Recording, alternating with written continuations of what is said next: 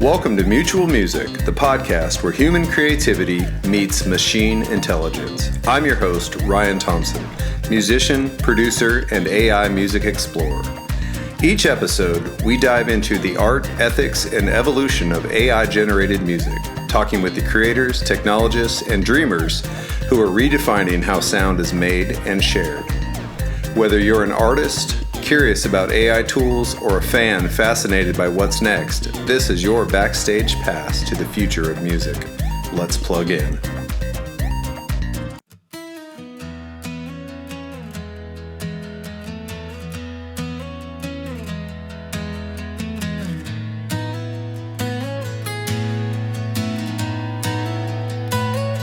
Not much to say, I think you like it that way. What I'm thinking won't make you stay. Quiet resolve, resolutions far away. No time for war, so I stay.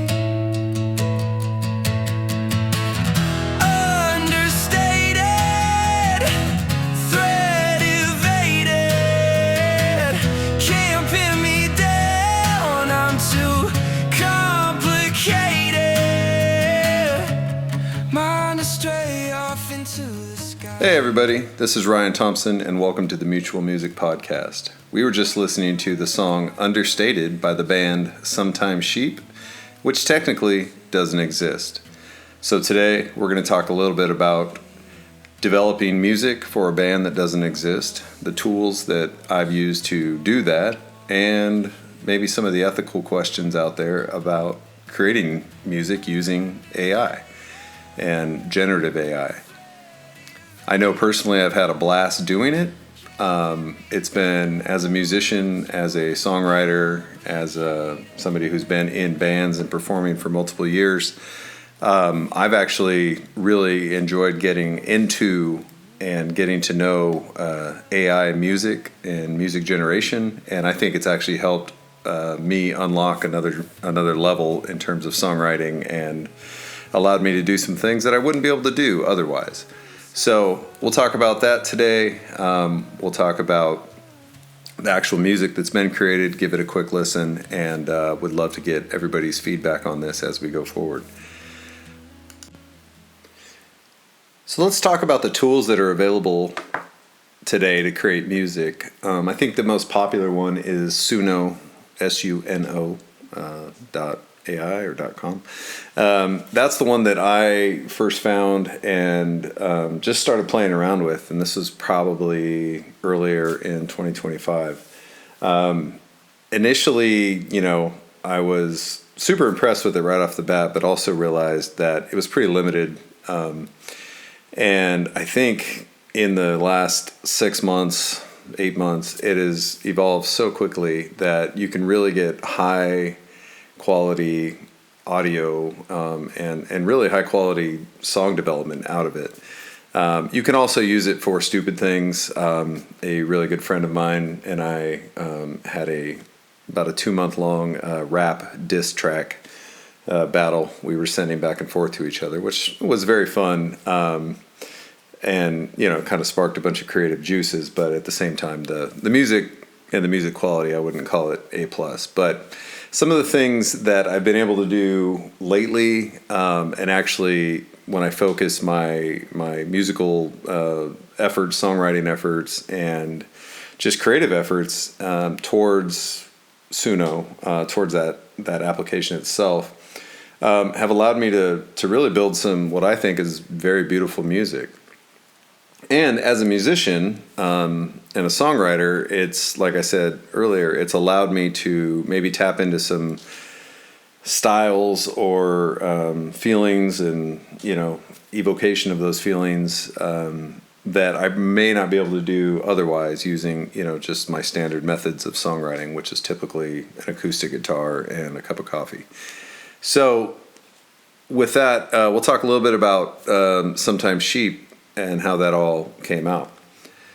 So sometimes sheep was a musical idea that I've had in my head for years. It was actually a line from a song that I wrote, or a poem that I wrote that turned into a song. And I just always had this idea that, sometimes we're wolves, sometimes we're sheep. And it's kind of, the concept is kind of playing off, the duality of human nature, where sometimes we're passive, sometimes we're aggressive, sometimes we're both. And I thought the name Sometimes Sheep was a cool band name. And in my mind, it always had a sound that was kind of new wave, very, definitely rock, but had this new wave feel and kind of a sensitive yet aggressive feel, kind of based on the name. And just a quick history about myself. I am a songwriter, but write primarily, I would say, country, alternative country, and maybe like Americana is how it would be mostly categorized. And sometimes sheep is total opposite of that. It's very kind of ambient, emotive, and rock driven, which is something that I love. I just honestly never have been in a format or a band or a position to create that music on my own. Now enter Suno, and after months and months of playing with Suno, writing rap tracks and converting some like song ideas into actual other, into Suno created songs, I started understanding kind of the basis of what you can do with Suno. And so I started developing in my mind these songs that I had for Sometimes Sheep. And those, the first one was a song called Who Am I? And I had a basic guitar part written, or a melody on the guitar in my head. It was very rough and just kind of a chord progression. And then I started writing lyrics to that song and started fleshing it out. Over and over as I performed the song on my own, it was not great. So what I started doing, I put it into Suno. I uploaded my music into Suno, which was really just a iPhone recording of a guitar track on the acoustic guitar. And then I uploaded the lyrics and I gave it some prompts. I actually went to ChatGPT and kind of described the band Sometimes Sheep, and took from there, got some really nice prompts to enter into Suno for the sound that I was looking for. And I did that, and voila, after, maybe 20 different runs at it, I came up with a sound that I actually really liked. And from there, I could actually start in my mind to start visualizing the band. In my mind, it was a 5-piece band with a lead singer that played rhythm guitar, a lead guitarist, a female bass player. There was a guy playing keys, and then obviously a drummer. All of them had really good harmonies. The singer had this kind of the ability to range from like a tenor to also falsetto, and all of a sudden, like, this whole life was given to this band that never existed in my mind. So it was pretty amazing. And with that, we'll do one quick sneak peek of the song Who Am I? And we'll talk about how I used this to kind of launch into several other songs for that band.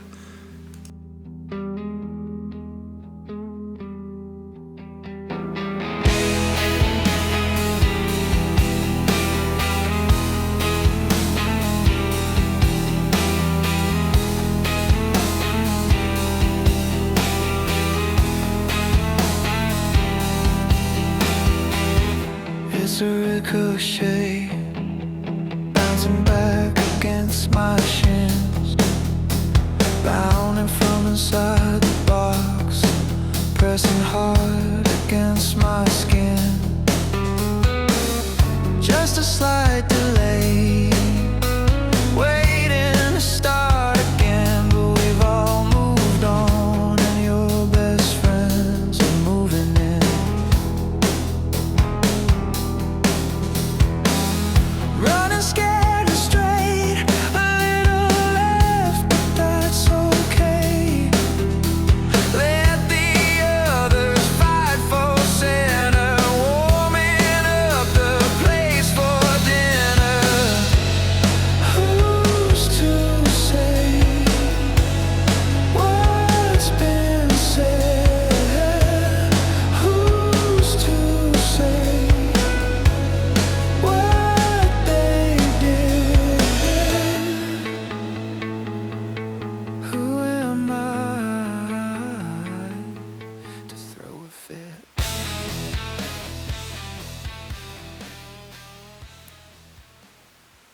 All right, so that is just a bit of Who Am I by Sometimes Sheep, which is, again, a band that exists in my mind but does not technically exist in the world.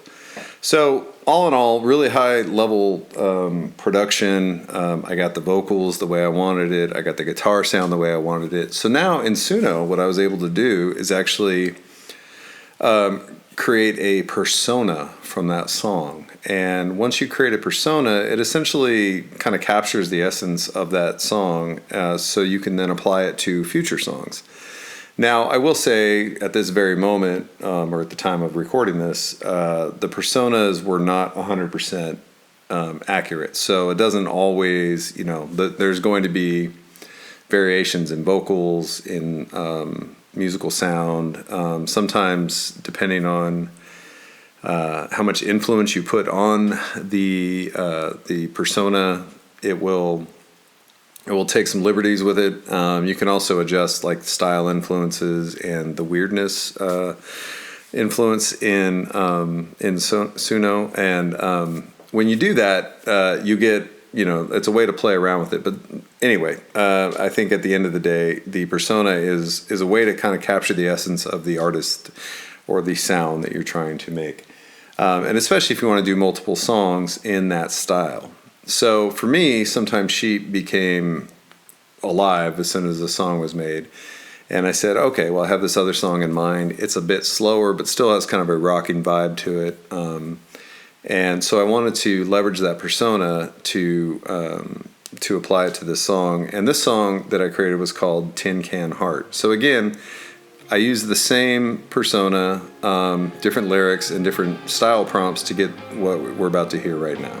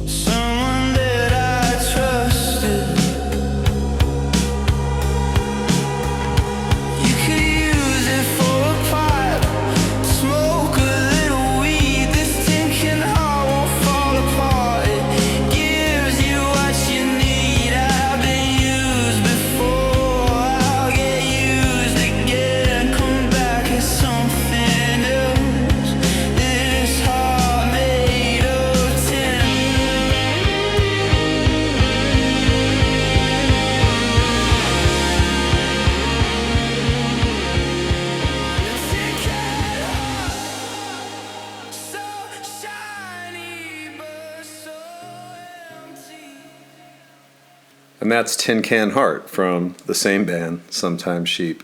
So you can see a very similar style. The persona is carried across. Definitely different approach, different melody, different sound. But, if you played those back to back, it sounds like the same band playing those. So that was the intent. I'm pretty happy with it. And, like I said, as a songwriter, it really created this whole kind of genre of music I've never been able to explore for lack of talent or people that play that music around me or whatever it may be. I just haven't been able to do it, and certainly wouldn't have been able to do it that quickly. So, I think that leads into the ethical conversation about creating music using AI and generative AI tools, and where that leads us as musicians, as songwriters, and really as just people that enjoy music and believe in it. As I've created these songs, and I've created hundreds now, I've been sending them to various friends, getting their feedback on them, and I would say there's probably three camps. I think one is the hell no's, just absolutely I don't want to listen to anything that's music that is AI generated. I want things that are created by people's hands and so on and so forth. The other, I guess, opposite of that are the people that are like, hell yeah, that's awesome. Let's get behind it. Send me more, or how do I do that? And then there's the people in the middle that are kind of just confused about it. They don't really understand what AI is doing versus what the human is doing.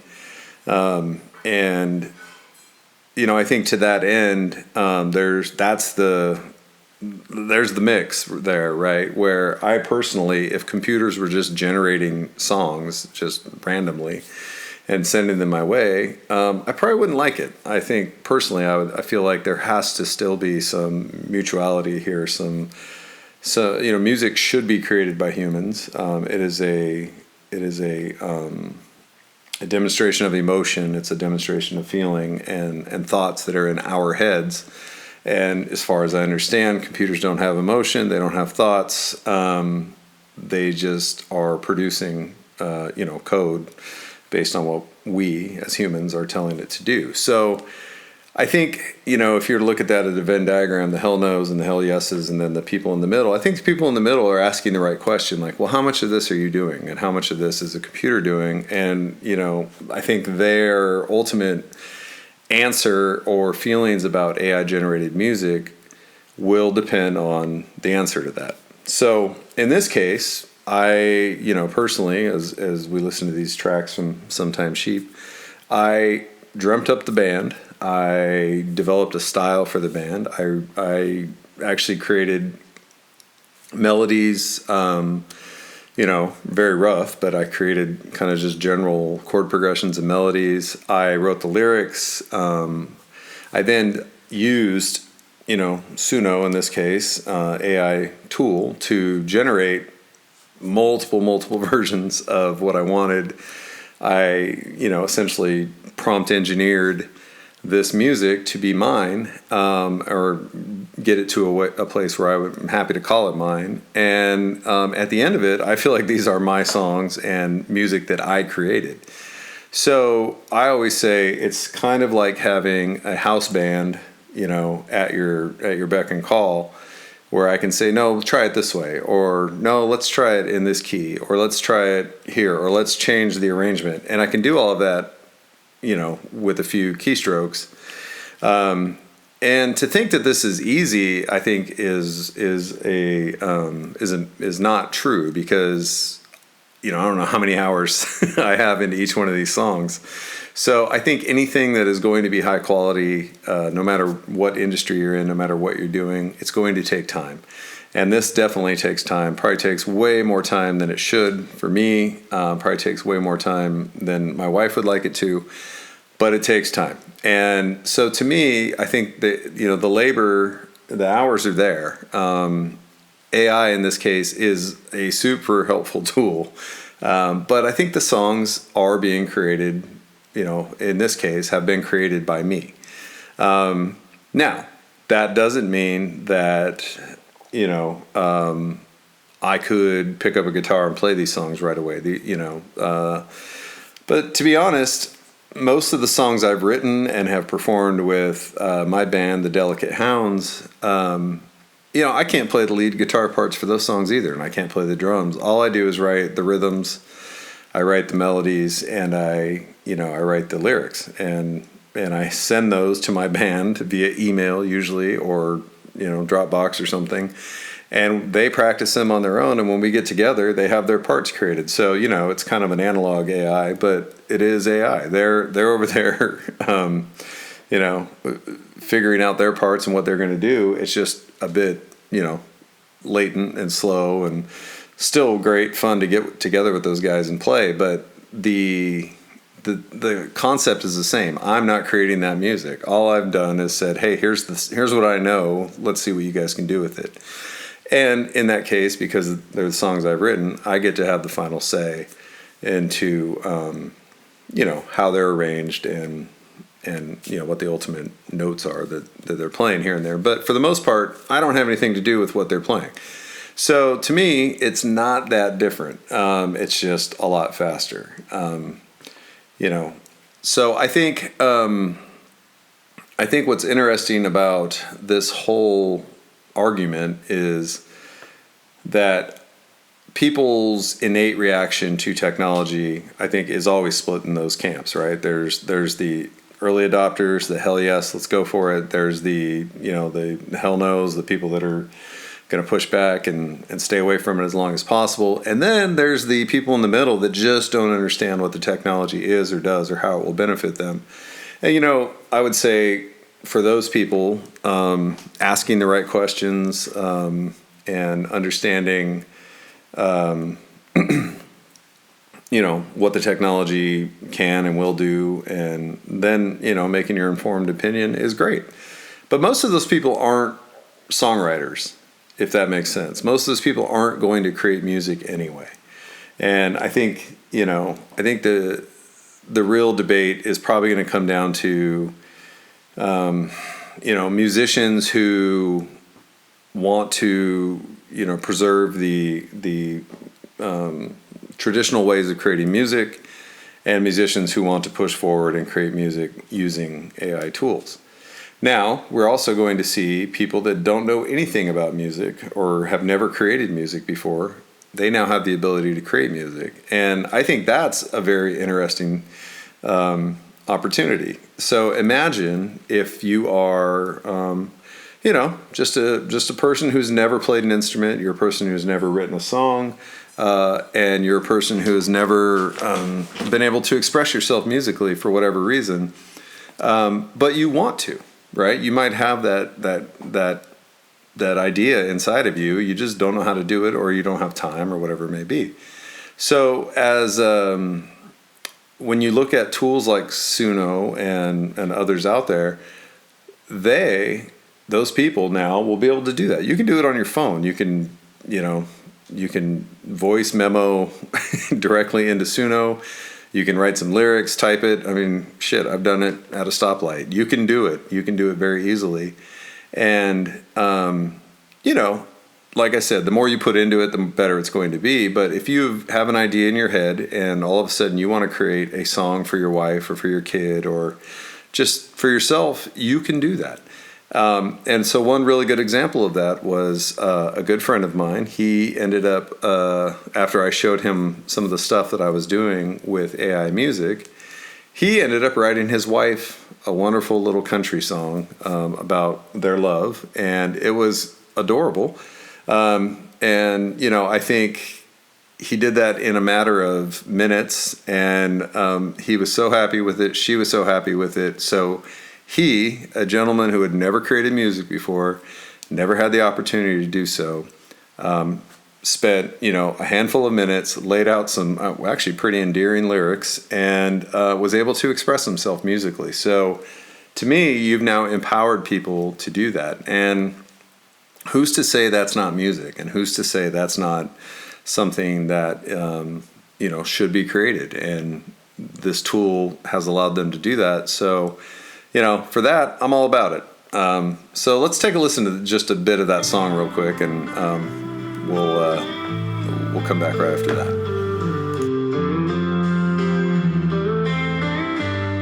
Two young lovers that shared each other years ago. The love was strong, but it wasn't their time. As life drove them on separate paths to find their way, they always thought of each other and the time they spent. One was on the highway burning diesel. The other found herself raising a beautiful baby boy. One cold early day, the keeper of the stars arranged them to cross paths again, many miles from home. Sharing stories to pass the time. All right, so that is Love is Worth the Wait by a good friend of mine.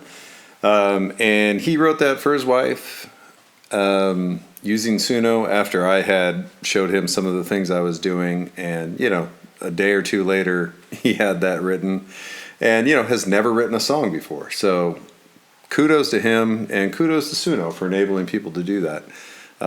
So let's talk about the kind of what's next, right? AI obviously is not stopping. It's all we hear about these days. It's really improving. The musical generation component of it is improving at a rate that I really can't imagine. It's going so fast and getting so good that maybe at some point it won't need humans, but I am of the belief that you will always need humans to generate quality music and music that has enough emotion. So that being said, let's say we take Sometimes Sheep. Sometimes Sheep is a band in my mind.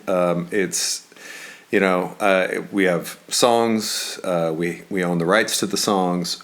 If we were to publish these songs on the various streaming platforms, Apple Music, Spotify, whatever it may be, I think they hold up against other songs in the same genre. And I guess my question on to the folks out there is that wrong?